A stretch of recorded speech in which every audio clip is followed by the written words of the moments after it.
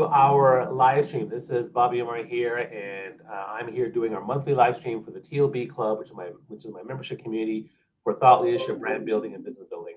And today's topic this month is networking for your job search.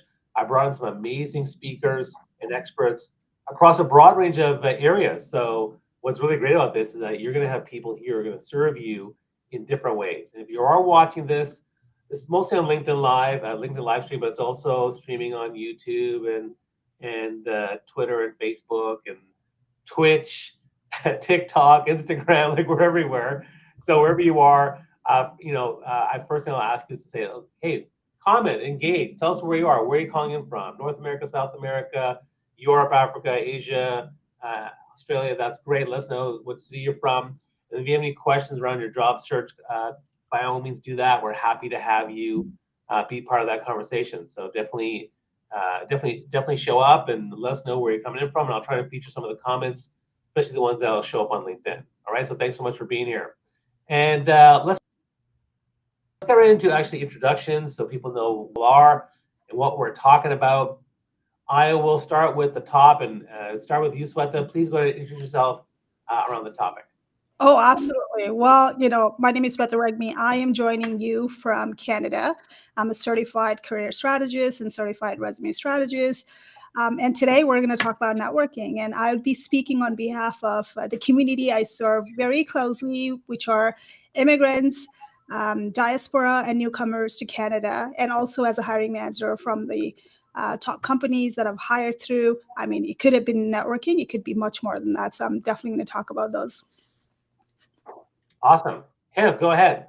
Hi, Kenneth Lang here. I'm in northern New Jersey, right outside of New York City. I'm speaking from a different perspective. As someone who is of a certain age, I speak to people, job seekers 45 and older. Many of them are struggling with how to network, what to do to network. I work at Lee Harrison as a brand specialist, and one of the challenges I see now is a lot of people who have lost their jobs really don't know how to get started, whether it's network or anything else. And one of my mantras is jump in, the LinkedIn water's fine. Same thing with jump in networking. Don't be afraid to network. Don't be afraid to get involved. Bobby, we first met years ago in Clubhouse. Sweta, I've been following your content for a while, and it's great to actually meet in person or actually, on this call. So Bobby, take it away. Okay, great. And I'm just messaging Ritika, who's saying that something has come up and might be difficult to come by. So my apologies on Ritika's behalf to not be able to make it today. So it's there's actually it's 3 experts today, which is totally fine, and I'm going to have to edit this thing. But a little bit about myself, guys. I'm a motivational speaker by trade. Over the last I guess 20 years, I've done 1,000 keynotes and workshops across 4 continents. I speak mostly on leadership, soft skills. And the first thing I became known as an expert for was networking.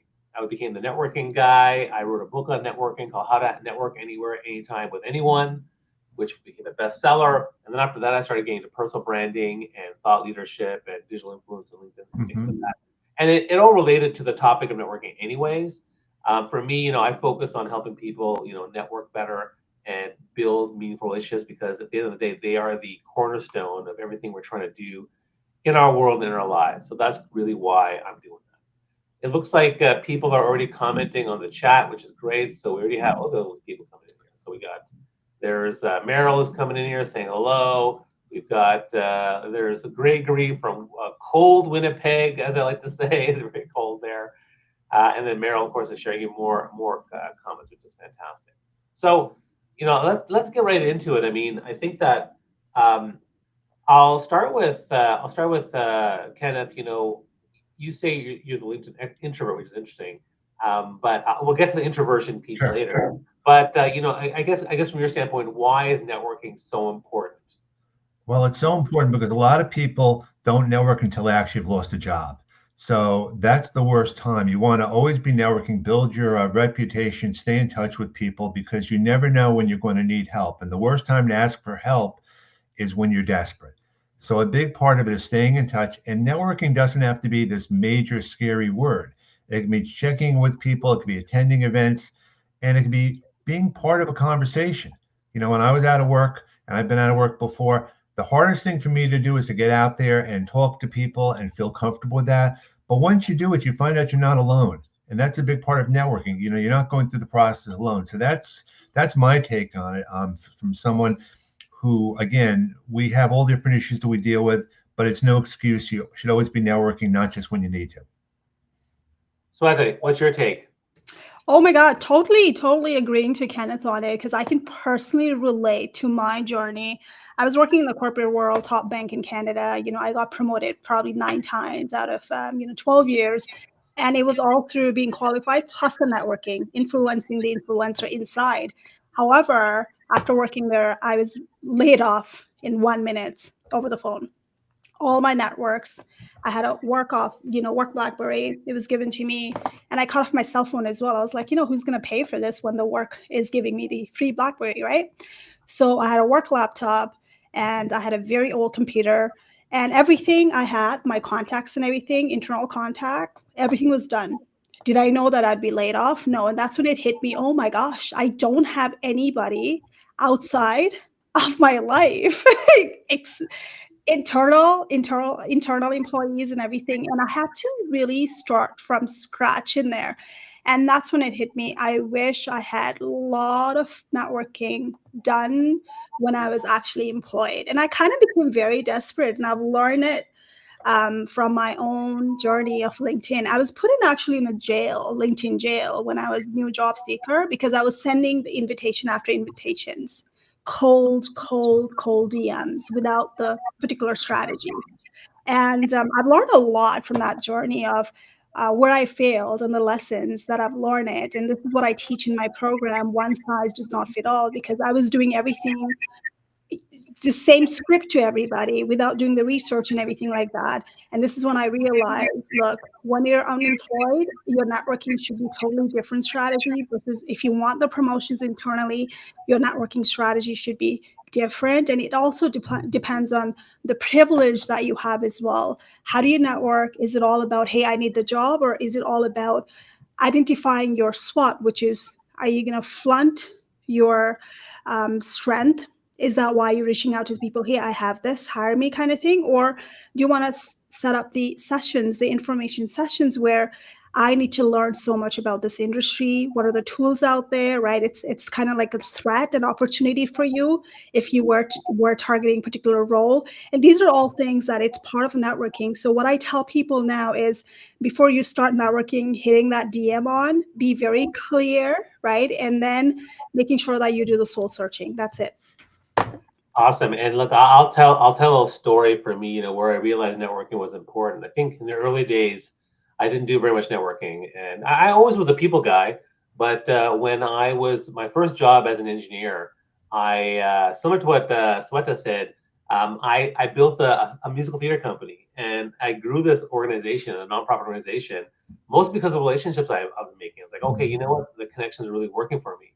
And then when I lost my engineering job, I had nothing. I had no leads in the engineering space. And I was like, man, like I didn't even think about that. And so I was kind of wandering around trying to figure out what to do for a long time. And so I realized after that I need to be out there and talking to people and, planting those seeds. Because the other thing that happened was, then when I got my second phase of, and so when I did my MBA, I became super networker, networking like crazy. And I was like, okay, let me do this. And I remember also the first 2 weeks of my MBA, everyone knew who I was, and because we had this weekend away with all the like 300 MBA students, and I made it my goal to try to meet people. And by the time the weekend was done, I had memorized about 100 people's names, and I knew who they were. And when we're in the hallways after, hey guys, hey Phil, hey Gladys, hey Samantha, how's it going? Okay, yeah, And next thing you know, this guy friend comes over to me, Bobby, hey, you ever thought about running for MBA Association president? I was like, oh, that's interesting, because I was making an impact. People were thinking about me in that sense, and I think it made a big impact. So definitely learned my lesson back in the day, and I think it's important for us to do that. I mean, cultivating relationships is a cornerstone of everything: business, job searching, even personal relationships, even dating. Like it just helps in all different areas. But I want to take, and people are sharing comments and questions, which is great. We love that. We want to get your questions in here. I see a lot of people sharing some great stuff here. So what I'd like to see is some questions for the panel. Networks like depositing money in the bank, you withdraw later. Yeah, I love that little analogy. Networks all about them, not about you. Sure. So let me start with, I'm going to take this in a completely different direction. I want you to share with me, if you have one, about a networking fail that you personally did, maybe back in the day, and I'll share one too, and I'll start. Okay. So here's my networking bonehead fail. All right. So I started my speaking career, so I'm trying to build up a speaking business, and I did this great networking event with a bunch of young leaders at Telos, which is a big telecom company in Canada. And it went so well that they went overtime by an extra half an hour. They delayed the next one. There were so many questions. And then the HR person came to me and said, Bobby, that was like one of the top 3 things I've ever seen. And we should talk more about what you can do with the organization. And I said, that's great. That's great. Let's do this. And I never reached out to her. It was the dumbest thing. I don't know why I didn't do it. Like, just like, this is a business opportunity. She wants to work with me. She said it was the top 3 ever. And what am I doing? I don't know why I didn't do anything. Whether I was ADHD or I just was nervous or I just didn't know what to say, or I felt weird about it. I don't know what happened. Anyway, I finally messaged her 6 months later, and of course, nothing happened after that one. But yeah, that was a pretty bonehead move to not pounce on that opportunity. How about you, Kenneth? Anything you want to share? Well, besides the fact that I didn't have a great LinkedIn network, I made a mistake when I was in job search. It's a mistake which I think about every day. When I didn't get a job that I thought I was going to get, I was really pissed. And then I actually called up the hiring manager and I called up the recruiter and I said, why didn't I get the job? I wanted to know. And they went crazy. They're like, how dare you call me up? How dare you call me up? But what I learned from that lesson was there's nothing wrong with following up. They didn't want to hear from me because they assumed that they'd moved on and they weren't prepared. So it wasn't so much a networking fail for me, but it was for them. Networking works both ways. So what I learned over time was how to kind of smooth over what I'm going to say. And, like Sweta, I got in LinkedIn jail for sending out connection requests left and right. And you do what you have to do because you're not told otherwise. I mean, none of us taught us what to do. We figured it out on our own. And I think that's one of the things that we like to share with other people. It's learn from our mistakes and don't make those mistakes. All right, Sweta, I'm sure you got a story. Help me out here. What do you got? Oh my gosh, yes. One of the story was, till this day, I talk to my clients about it. So I got laid off, right? And then I was reaching out to the people. I built the list of people that they've seen my work in the previous company, but they've moved on. They quit or they got laid off or something like that. So I reached out to this executive that were really cool, so I knew him and he's seen my work. Very, very nice guy. So just I did not have any script, anything like that. So I just put it out there, whatever I could. So, hey, I got laid off and I am looking for these kind of role, right? If you have anything coming up, keep me in your mind. I look at the way that I networked as a new rookie job seeker at that time. We still actually talk about it. So, and he asked me, okay, what exactly is the title? Because I know that you were doing this, but would you still want to do this? Or have you figured out with what we have? It was the other bank, and have you figured out how do you transition from here to here? I think you'd be good at this and that, right? So in a way, he was kind of like helping me without telling me that, listen, you're not even clear on what you want. Because by the time I was laid off, I'd probably done like 4 or 5 different roles. And my mentality was, I can do those roles with my eyes closed. And that's what happens with a lot of people like us who's done so many roles. We feel like I can do everything. I'm like literally expert in everything. So the networking fail was that. And later on, obviously, I just went back and I apologized and I made it very clear to him. And I also invited him for my live show when he became one of the president in one of the bank. So I was like, he did take that to the heart because we're at that level. Sometimes a lot of executive would judge you, and that first impression is like they're never gonna talk to you. So that's why you only have first impression to get that lead, and I consider that as a fail, and that was a lesson for me. I mean, like you don't fail, you just learn the lesson, and as long as you have a people who can advocate for you still, and they can forgive you, but just learn it and do not ever do that again, just the way that I did it, right? Be clear on what you want. Don't make other people do the homework for you. That was a lesson for me.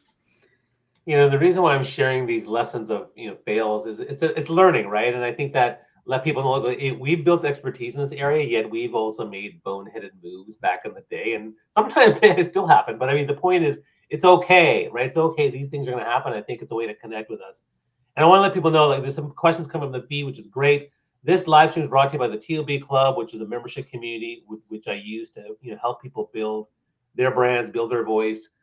Work on sales funnels, work on networking, work on digital presence. If you want to learn more about TLB Club, check out that QR code and you can find more about it. There's already some questions, so I think I'm just going to jump to the questions, guys, and we'll go into it. So here's one right away from Ruth Lawrence. What do you suggest when navigating work searches if you're looking for work as an employee and also as a self-employed consultant? Thank you. We'll start with Kenneth and then Sweta, you can pipe in after that. I mean, it's a little hard to do both at the same time. And I think that's going to be very confusing. I think it goes down to focus. What do you want to do? If you're looking for a gig right now because you need to pay the bills, and that's the way to go, fine. But I can speak from personal experience. I wanted to work as an employee for a long time after I was let go. And I went from consulting assignment to a consulting assignment. And after a while, people said, you've been consulting for a while. How are you going to be working full time? Now, if you're talking about being self-employed as having a side gig that has nothing to do with what you're going to do full time, that's a different discussion. And I think it's important to quantify what that means. We all have side gigs, and with the economy the way it is, you have to do that. But you have to be clear about what your value proposition is. And when you apply to a company, let them know up front if you are doing something on the side and if they ask, because there's nothing worse than them finding out on their own. So I don't know if that was the exact question answer that they wanted, but that's my 2 cents. And what about you, Sweta? Yeah, that's a great point. You cannot target two different areas unless you're on that area where it mirrors one another, right? So for me, example was when I got hired for one of the within one of the employment services, which was a nonprofit. They hired me based on what they saw, my LinkedIn branding, also the networking outreach. I moved from the city called Toronto to Sudbury, which is literally like 5 hours away, which is north, and I had to plant the seed. Why am I the right fit, right? So I did heavy networking in the bilingual city, and then I went in there. I worked there, but I was self-employed as well a little bit later on, and that kind of became a conflict. And I didn't feel good about it too, which was like I posted every day. If you're one of those people who posted every day, who are heavily active on LinkedIn, your employers might be watching you. I kind of felt it, although nobody told me that. But every time I'm like rushing into the lunch break and posting it because that's my self-employment as well, right? I didn't feel good about it. So eventually I just, I was like, I'm going to quit, right? I quit. That could be conflict of interest as well if you do not disclose, to Kenneth's point.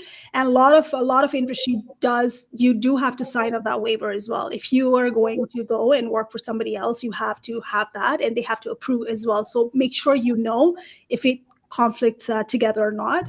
And with regards to if you're employee, if you're looking at the role outside and if you don't want your boss to know, then obviously you got to be discreetly reaching out to the people, not the people inside the organizations. Possibly I would reach out to the people who's left the organizations, and that's where I would start.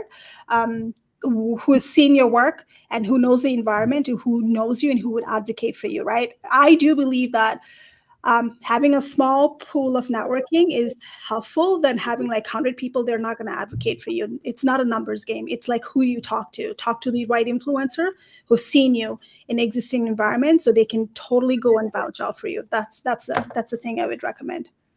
I mean, one thing I would say here is that, look, there's also a way to position yourself as an expert in something.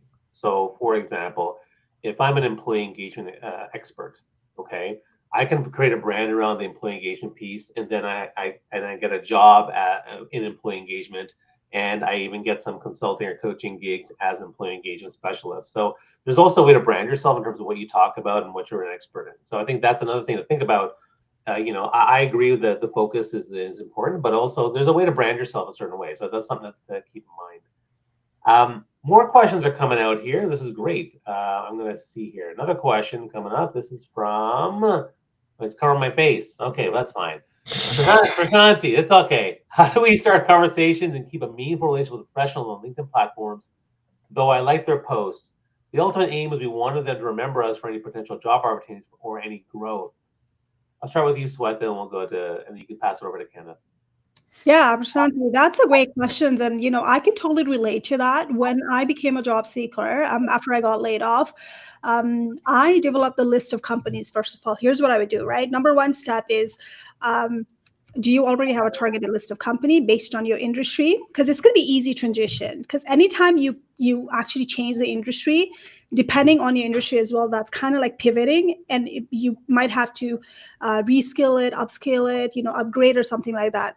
So I would probably start the easy transitions. Let's say if you work in the bank, identify top 10 banks that you want to be part of it. Identify one person who is flat hierarchy. What that means is the future colleagues, the people who you'd be working with, not reporting line. And then the influencer would be the future hiring manager and hiring managers.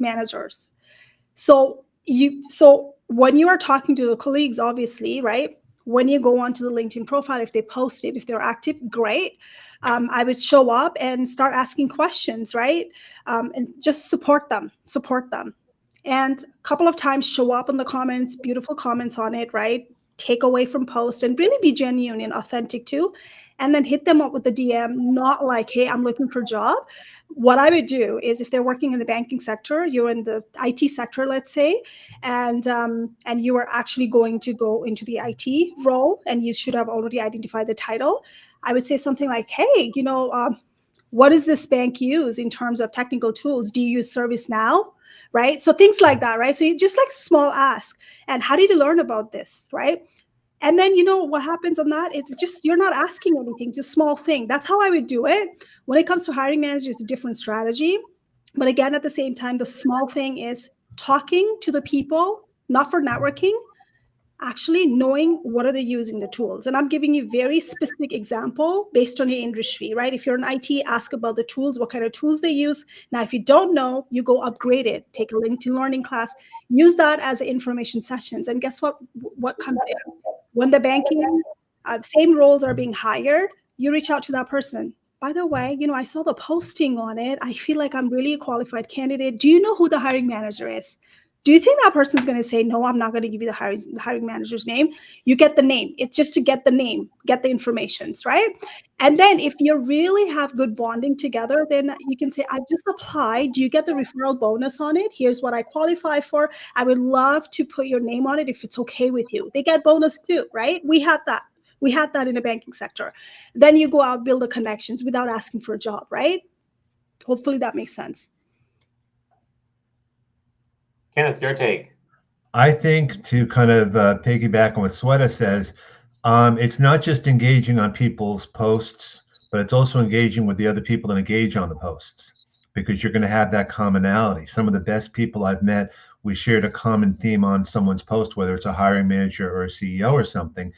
And I think another little known tool that I've used and recommend to people is create a poll on LinkedIn. Ask a question on LinkedIn, a general question. It could be job search related, and look at the feedback you get and be engaging. I think it's all about engaging with other people. And as an introvert, this is where I kind of shine. I can think about what I'm going to say. I can think about what I'm going to post.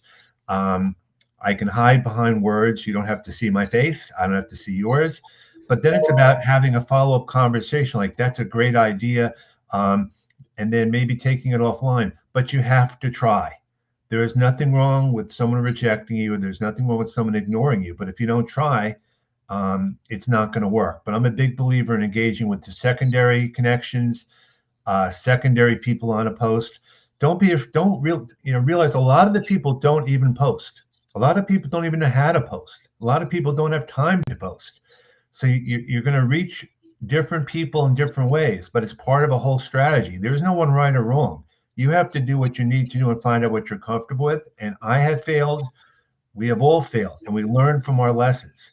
And that's the important thing. I believe you learn more from your failures sometimes from your successes. So that's my take, Bobby.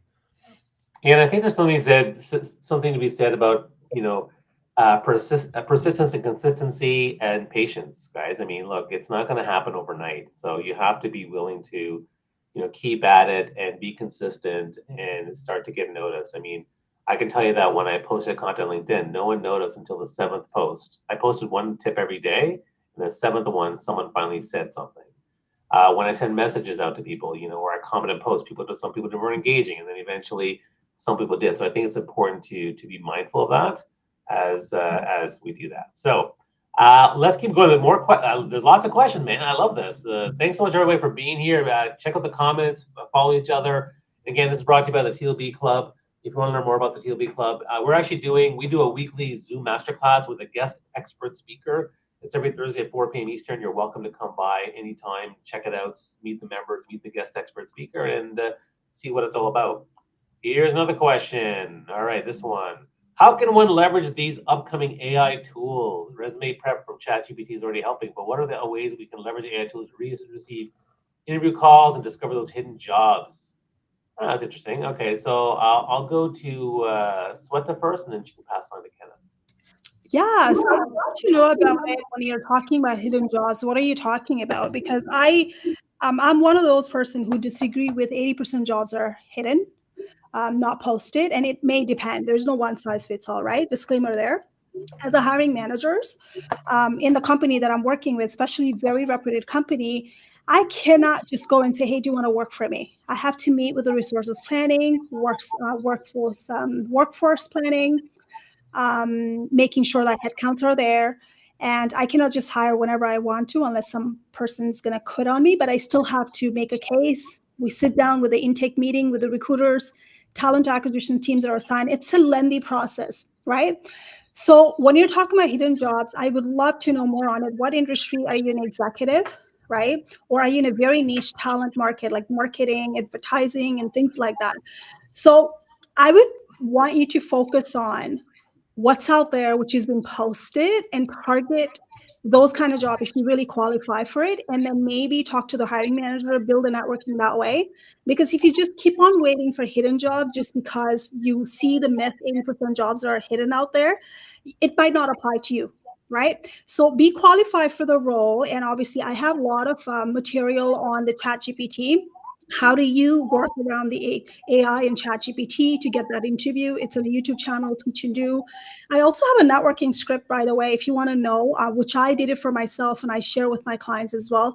DM me and I'll send you my script that has an outline of it. When you're reaching out to the hiring manager, even if it's a hidden job, let's say the job would be posted, you heard it somewhere, the department is growing and they're probably interviewing you strategically, coffee chat or something, right? I'll give you that template as well. Reach out to me on LinkedIn, and then I'll do that for you. So the AI tool is great when you become very clear on it. I want to put it out there. When you're not clear on what you want and you don't know how to use the prompt, it's going to be fail. It's going to be fail. Like no hidden jobs out there is going to come to you at all if you don't know what you want. That's the first step. And when you're reaching out to the managers, right? You're still not asking for a job. You're not saying, hey, are you going to be posting soon? You're going to have an information interview. It's not a networking.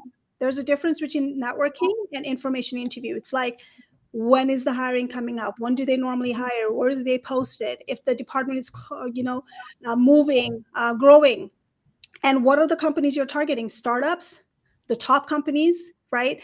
So maybe startups are hiring for hidden jobs.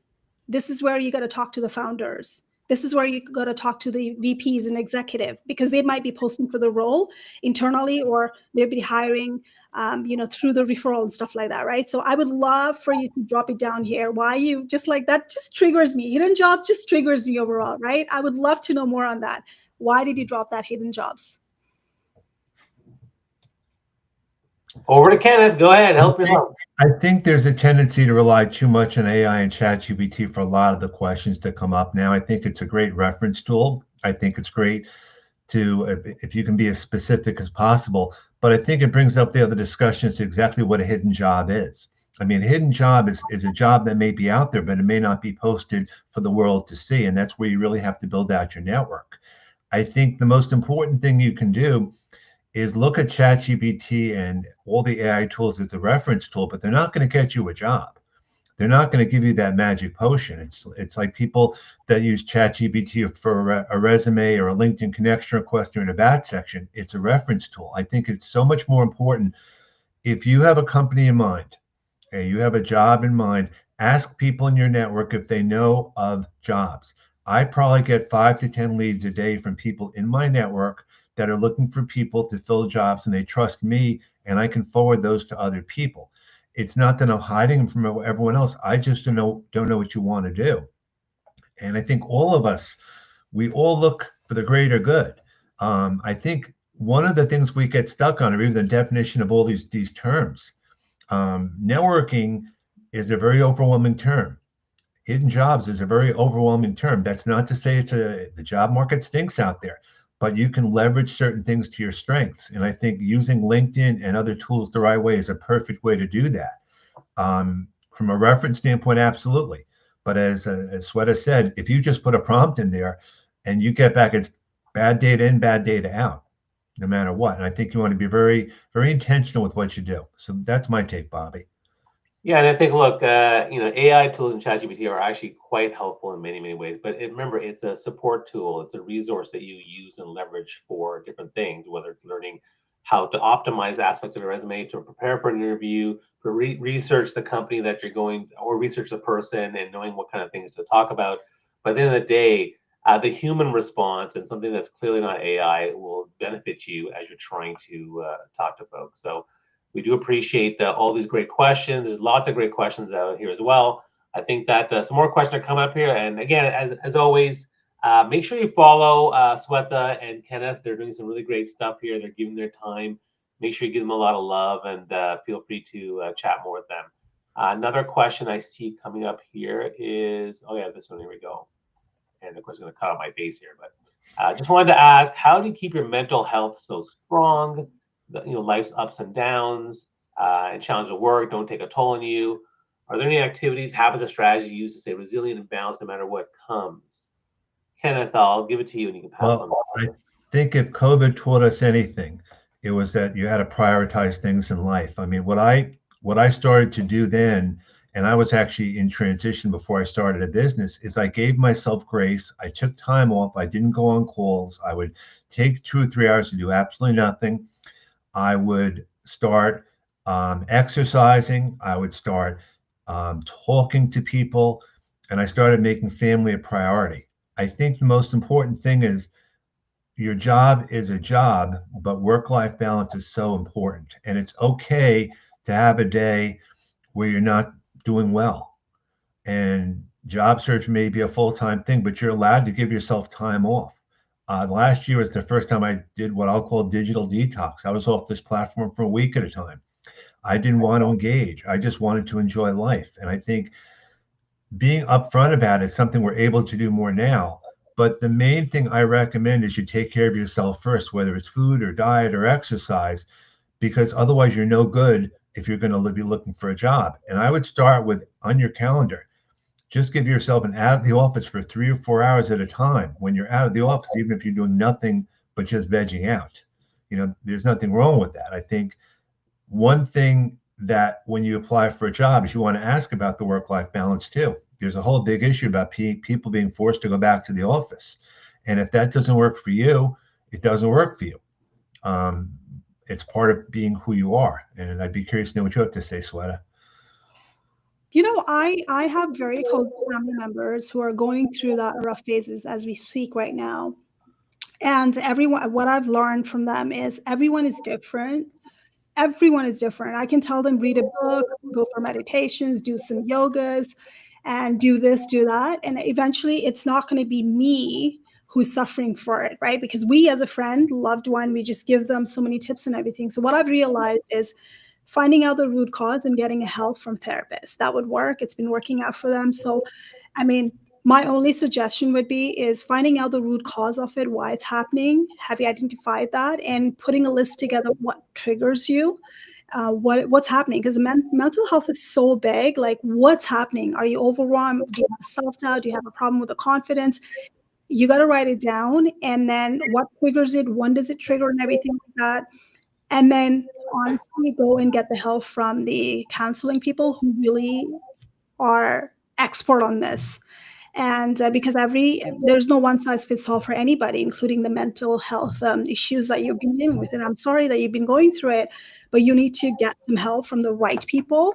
And unfortunately, I'm not the right one even to tell you, do this, do that. The only thing I can tell you is write down what triggers that, build a list of it, and it's going to be helpful for you to get help. If you're in Canada, there's like free services. If your work has insurance policy, you're covered on it too. So find out those as well and see if they can support you as well. I mean, I would just say one thing. Empathy, you want to be, the whole idea of mental health and job search is a very underutilized discussion. You know, everyone, we talk about how to apply for a job, how to use LinkedIn, how to do that. But there's a separate emotional and mental health aspect to this. And I think the more we call that out, the better, because that helps everyone in general. So I just wanted to say that, Bobby. I didn't mean to interrupt, so go ahead. No, it's fine. And so what I'll say is this: look, your mental health is the foundation of what you're trying to do, and it's something we all struggle with. And so I think it's okay to understand that. And there's different ways, and I think you have to invest in that and give yourself self-care, give yourself the breaks, as some of the experts have said, and seek the help. Because the truth is, look, a better you is a better everything else. The better you are, the better you can network, the better your brand, the better your relationships, the better everything. And so the different things that I would do, number one, having a support system. So, having my family, my friends I can talk to, a coach that I talk to. I have my TLB community where we talk to each other and support each other, having that support systems in place. Number two, depending on how serious it is, you can always ask for help. I think that's important. Number three, having mental mindset frameworks for how you reposition things. Like, so for example, let's say you get rejected for a job, right? Mm-hmm. So, I always say rejection is just redirection, right? So now this one's rejected and you move on to the next one. What are you trying to do? And then the last thing I'll say is, at the end of the day, forgive yourself, get a good night's sleep. Tomorrow's another day. And it's okay to just let that go and don't feel bad about it. So we're talking about networking for your job search. We're asking, the three experts are here to share their knowledge, and people are asking tons of questions, which is great. We love the questions. And let's get to the next one. Although actually, before we get to another question, let me go back to you guys. I want to get into Sweta. You mentioned something that your opinion was a little bit different on things. So I think it'd be interesting to talk about, do we have ideas or advice around networking for job searches that maybe is not popular or not along the lines of what most people might think? So I'd love for you, Sweta, to share that a bit more about what you're talking about, and then I'll pass on to Kenneth, and maybe I'll come up with something too.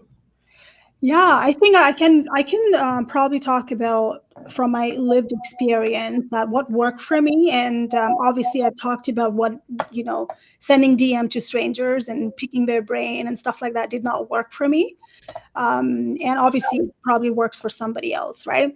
So I'm not going to say that strategy is like down the drain as well, but do what works for you. But you need to know that if you feel good about it, if you feel, with my clients, in my one size doesn't fit all program, is some people feel like it's icky to reach out to the strangers and just knock the door and even start that conversations. Some people are like, oh my God, I would rather do that all day and DM them than meeting them in a person, right? So everyone's style and personality is different. I'm an extrovert. I don't mind reaching out to them in DM, and I love talking to them in person. So I always wanted to talk to them in person if I had a chance. One thing that I tried, it really worked out, and it was when I was moving to the new city, I wanted to work into the contact center because I had that background. So I reached out to the people who had a contact, and I said, do you have anyone in here? They're growing, and I feel like I might be the right fit. I don't know if they're going to be posting the job yet, but I really want to know what are the tools they're using it. I want to feel the vibe. And the guy was like, he was an executive. He introduced me right away. Okay, you know what, I'm gonna pass you on to the VP and you can go from there. I was like, great. So recruiter reached out to me, and I straight up asked to recruiter, can I come in to do the touring contact center? I just want to feel, you guys are doing amazing. You are new. I would love to get a touring of it. And I didn't ask you, are you hiring anything? I was like, I just moved. I just want to know. It was gutsy move. I did not know if it's going to happen or not. Then I went in there and then I did the touring and everything. Later on, I didn't like the vibe, right?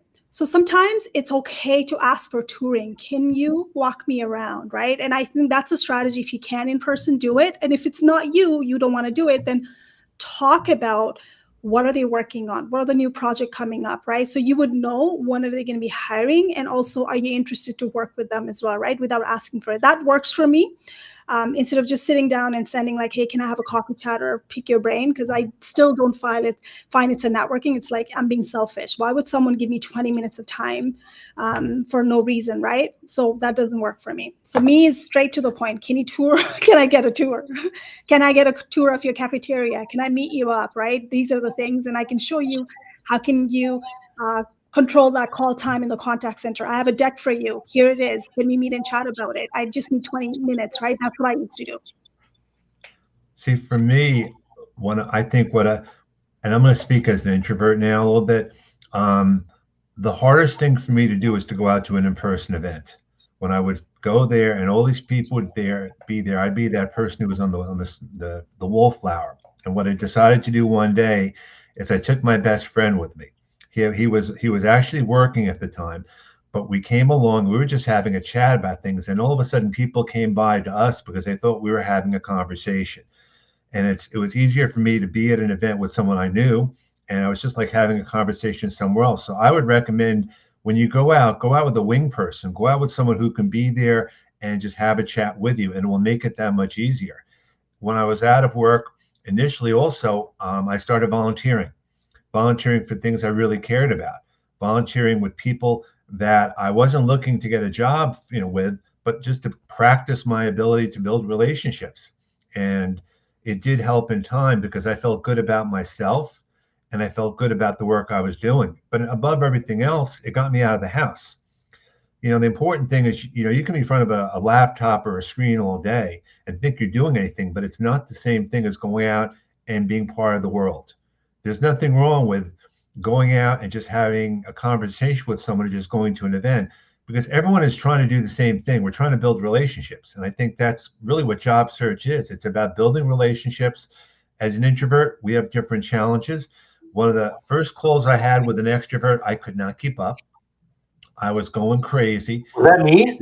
No, actually, it was Lauren Greif. It was Lauren Greif. It wasn't me. And Lauren Greif was running around like crazy. And I said to Lauren when it was over, I said, Lauren, I can't keep up. Let's just have a conversation.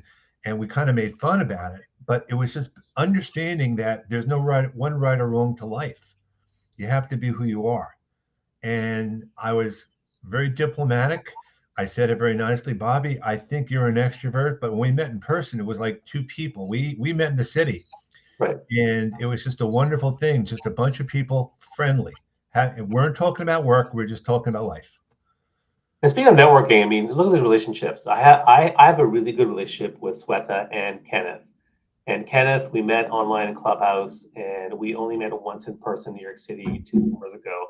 Sweta, I love Sweta. We've never actually met in person, even though we're both in Canada, and they got to change that at some point. So I'll share one thing that's different for me. So one thing that people do, that my first connection, even my close connections, and say, hey, I'm looking for a job in cybersecurity. Just think of me. Let me know if you have any ideas. And like, look, I am not in the business of looking for a job right now, so therefore I'm never going to be able to do that for you. Like, how many people I know who are real estate agents or photographers or consultants or coaches, whatever it might be, they all say, yeah, this is what I'm doing. Think of me if you got some leads. And I'm like, look, and so here's what I do with first connections who, are really close to me and invest in a relationship. I'll say, look, let's get on a call for 15 minutes. And what I'll do with them is I'll actually go through my LinkedIn contacts. I'll put in some search parameters of people they want to connect with. And then I'll get them to make a list of 10, 20 people. I say, you know what? Now go research those people. Come back to me with your top 5 lists. And depending on how close that person is to me, I'll say, look, whatever your top 5 list is, I will then decide who I think is the best 1, 2, or 3 people, and I will make introductions for you.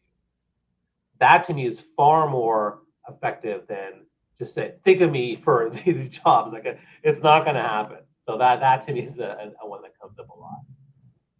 Got another question coming up here, guys. Now the election is over and we're in Q1. What is your perspective on hiring now? Anybody want to take a stab at that one?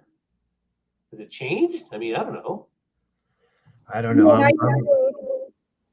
Go ahead, Kenneth. I'm a little bit in a sour mood after the words with Meta now about them laying off the underperformers, which is a buzzword for me as to people that are older and they want to hire younger people.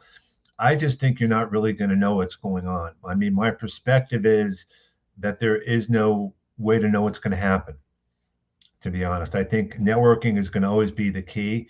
I think the most important thing is that you have a robust network and you just stay in touch with people because you never know. I do think some industries are going to be better than others. I think AI is hot, but I don't think anyone really knows what AI means. It's a buzzword. There's a lot of buzzwords out there. I think what you're going to see is a lot more people pretty much doing their own thing because they don't want to deal with work anymore and work-life balance. But again, these are guesses. I don't think anyone really knows what's going to happen because most companies are all waiting for each other to see what's going to happen first. I mean, the whole going back to work thing, Amazon, now Meta, and those other places, it's nothing more than having to take care of real estate and control, in my opinion, over the employees. But again, I'm not a sociologist. I'm just a job search guy here in northern New Jersey telling it like it is. What about you, Sweta? Yeah, great point. Nobody knows. And what I want to talk about is when you're asking question as such, what do you think about hiring now? Yes, sometimes the hiring is going to be frozen based on the new, the legislations, rules and law, whatever it is. And I can speak from a Canadian perspective. Let's say I've always talked to my clients about it. When you say, what is it like? When do you think the company is going to be busy hiring? I would say, I don't know.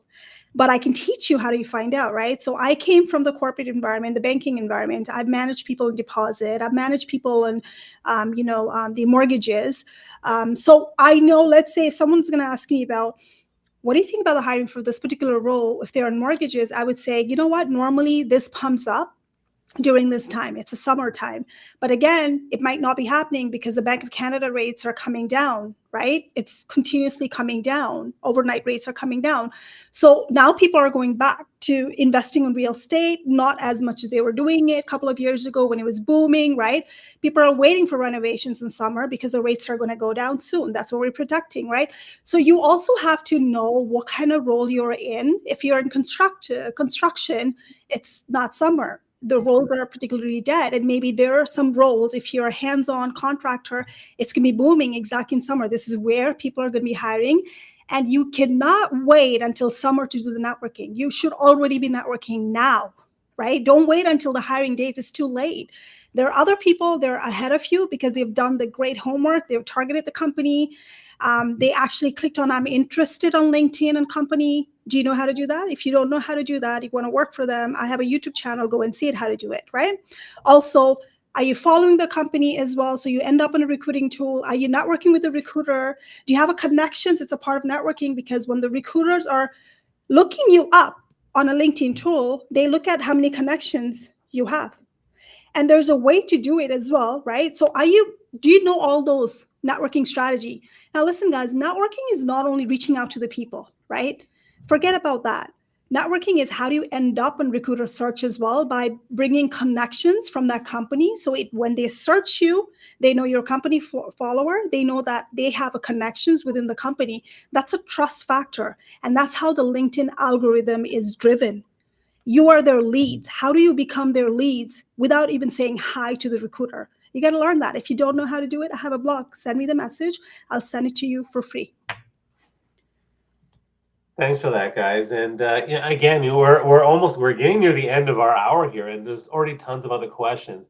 As always, this is brought to you by the TLB Club, which is a membership community. If you want to learn about leadership, personal branding, networking, mindset, speaking, storytelling, content strategy, all that kind of, or even how to land a TEDx talk, I encourage you to check out the TLB Club, come to one of our weekly events, and you'll learn more about it. There's actually so many questions. I don't think we're going to get to them all. So I think that's going to be a bit of a challenge, but I'm going to do one that's going to cover my face. Here we go. It is, how to begin a conversation with people in your network whom you have been in touch with, but you want to say hello and see if they might have people they have people they might connect with you with. For example, I wanted to contact someone who once worked on a freelance basis and don't want to say outright, can you help me? I'll send that to you, Kenneth. What do you think about that one? I think there's nothing wrong with building relationships and having a conversation. I think it's it's the words that you use to say it, because the mistake that people make is when you send a request or reach out to someone after 6 or 7 years, their antennae are going to be up like, oh my God, this person's looking for a job for me. They're looking for something from me. So I think it's more about just having, like, checking in. How are things going? I noticed you're here. Let me tell you what I'm doing, and taking it from there. I mean, I had a former senior manager that I reported to that reached out to me for job search help. And it was just by having conversations. How are things going? How are things going? Sharing some commonality. Networking is a long game. It's not going to happen with one quick message or one quick thing. And I think that's the thing that people actually lose sight of. It's just it's something you have to do every day. I mean, I still network like crazy just because I want to, and I'm not looking for a job per se, but that's what it's all about. Even you, Bobby, and you, Sweta, we all try to stay in touch. One thing I will say before this call ends: if you're reaching out to people that are family and friends in California, or if they're in California and they don't get back to you, there's a reason why. And you may not know the reason why, and they may not be able to tell you. So that's where the empathy comes in. We're not all immune to what's going on in life. So that's how I'd like to end it. Sweta, what about you? I'm good with that. As a freelancer, if I had to reach out to the people and ask for help, it's not going to be me, as you said, hey, I am looking for this. I would genuinely want to know, what are they doing? How did they get there? What are the sources? I would probably say, ask those questions and give them opportunity. Are you able to hop in for 10 minutes call to go through it? If not, then that's fine. I would ask those questions, make it very simple. How did you get there? What kind of deals are you getting in it? Stuff like that. And a lot of people don't share the information too, right? So you really have to pick the right people, and you would know by asking questions. So I remember, Bobby, if you remember, I keep on coming back to it. When I started to do the brand deals, I didn't come here on social media to get the brand deals, but it just so happened, like, one of the major company job sites, they reached out to me for doing the LinkedIn Live, and they quoted me the amount, and I was like, is it even better deal? I don't know. I don't want to say yes or no. I reached out to Bobby and said, what's the speaker rate? Straight up. He was great. He's like, okay, what are you charging? I'm charging this. You're on the good side. And I'm like, great. So you need to know if the people are going to help you. So I'm surrounded by those people when I reach out. Those are freelancer. Anything comes up, I'm going to ask them, what are your rates? What are you doing? Is there any recommendation for me? So try it out and ask straight questions if you want to be there, and say, do you see me? Can you recommend me? Stuff like that. There's nothing. The answer is going to be no if you don't ask. Everywhere, right? So start small and go with a bigger ask. Yeah, no, that's great insights, guys. And I think that I'll tell you a quick story, which is, I tried to reach out to Daniel Roth, who was the editor in chief of LinkedIn, and it's very difficult to get his attention. When he does a post, I comment on it. Sometimes he responds, but when you send him a DM, nothing happens, and it's kind of hard to reach out. But I'll tell you what's interesting. Sometimes I go on other platforms. There are certain people on LinkedIn who are on other platforms. They might be on Twitter, they might be on Instagram or TikTok. And when I send them a DM there, I sometimes have success. So a good example, someone reached out to me on Twitter and I started a conversation and it worked. They got my attention. Another time I reached out one time to Daniel Roth on Instagram, and I DM'd him and he replied, right? So, and what I found is that certain platforms that people are willing to reply, and it's really interesting kind of how that works. So, can I add on, Bobby? Can I add on? Go for it. I'm going to tell you this. I tried my luck, okay? Every year, I started this campaign for API community, South Asian Amplifying the Voice. Every May, I look at it, and, South Asians' voices are just like just suppress whatever it is. They just don't feel like they need to amplify South Asian. I'm from Southeast Asia, right?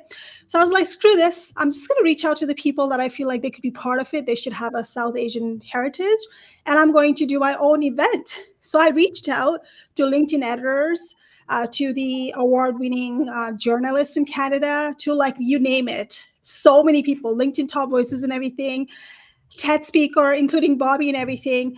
I just started and everyone's like, yeah, you know how that happened? I didn't reach out overnight to them. I was networking with them, meaning like I was supporting their content. I was on their Twitter, retweeting their, journalism point of view. I was adding comments and everything, right? They kind of knew me already. We had that great relationship already built in. When I reached out, I got the speaker for my event last year in no time. We were nine of us, right, Bobby, all together. So it was all done because I showed up to support them without asking. I didn't even think I would need them, but they said yes, right? So don't be intimidated by this top, let's say the title. LinkedIn editors, 2 of them were here speaking on my event. It was like, are you seriously kidding me, right? So sometimes just show up for them, give it 100%. Do not expect anything back. And when you need them, they can see it. Honestly, just do that. And then feel good about it. So you're not being selfish either. And they cannot say no to you because you've done so much for them already to support their content. Love that. Thanks so much, guys. And as we're nearing the end, I'd love to give you guys a chance to share a bit about yourself again. So let's kind of end off this thing by number one, remind us who you serve, share your one final tip for today, and then maybe a call to action to where to follow you and stuff like that. So I'll start with you, Kenneth, and then we'll go to Sweta. Hi, I focus for the most part on the 45 and older job seekers. I work at Leah Harris as a brand specialist. One of my main goals this year is to try to get people to think outside the box and try things that they're willing to take a chance on and not work. And that's okay. We've all been down the road before of things that have been successful and there have been failures. My one takeaway for today is just get started on this platform. Just get started networking, reach out to people, but be specific on what you want. Don't just say, I'd like to know about job A. The more specific you can get, the better. And it's okay if they don't get back to you. It's a numbers game, but be as specific as possible.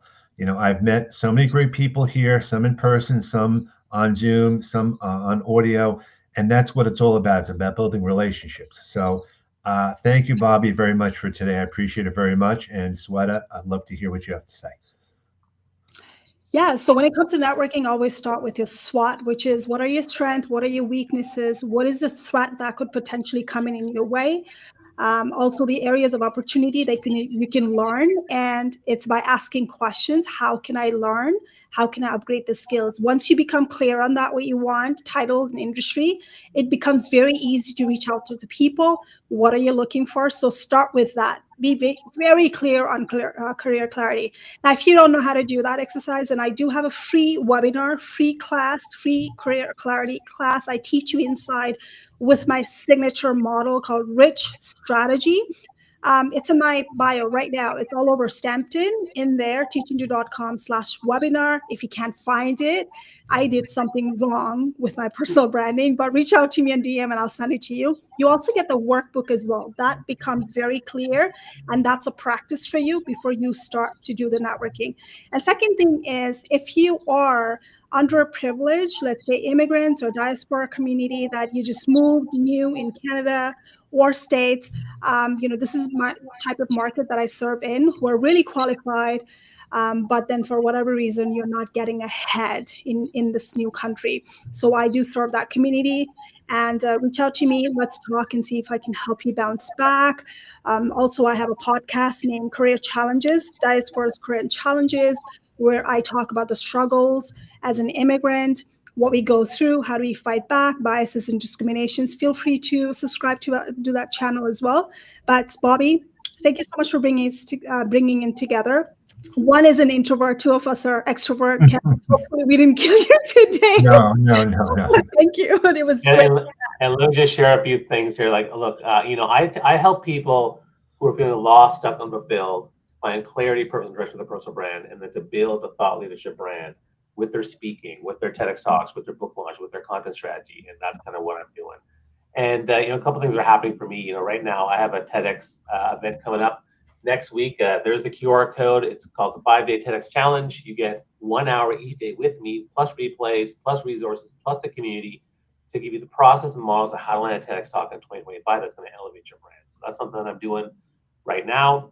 The other thing, of course, is the TLB Club, which is a membership community. We have weekly coaching calls. We have a masterclass. We have a library of 190 masterclass sessions from the best experts out there who have delivered some really amazing content for folks. You get access to that as a member. You also get a private LinkedIn group, private WhatsApp group to ask questions, get feedback on things 24/7. It's an amazing community of really like-minded, hard-based individuals who are trying to level up in all areas of their life and career.